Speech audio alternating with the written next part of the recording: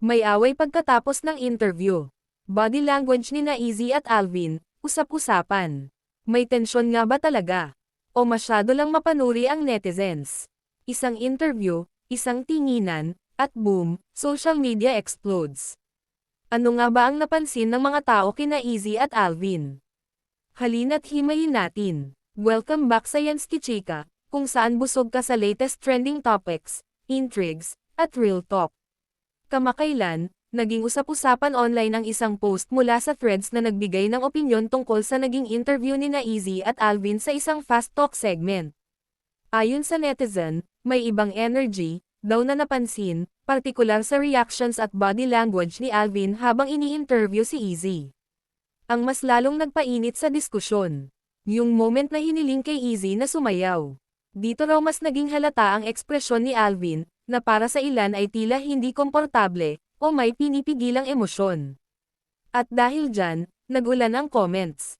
May ilan na nagsabing, ramdam mo yung awkwardness, parang may tampuhan vibe, body language never lies. Pero syempre, hindi rin nagpahuli ang kabilang panig. Normal lang yan, baka pagod lang. Overanalyzing na masyado, hindi lahat ng tingin may meaning. Pagdating sa body language, madalas subjective ang interpretation. Isang tingin pwedeng basahin bilang selos, pag-aalala, o simpleng concentration.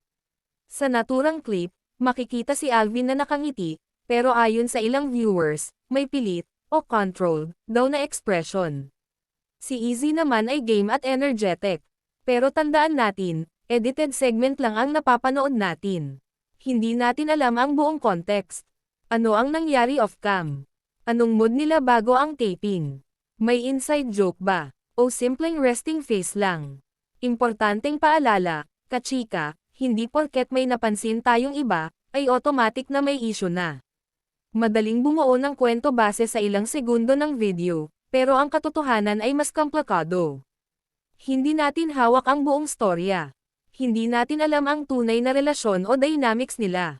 At minsan, ang nakikita nating tension, ay projection lang ng sariling interpretation. At aminin natin, Yansky Chika, sa panahon ngayon, isang screenshot o short clip lang, pwedeng maging risibo, sa mata ng publiko.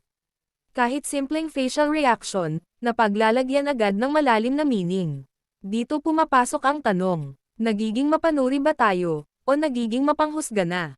Minsan kasi, mas mabilis ang chika kaysa katotohanan. Kaya ang tanong, may awkwardness nga ba?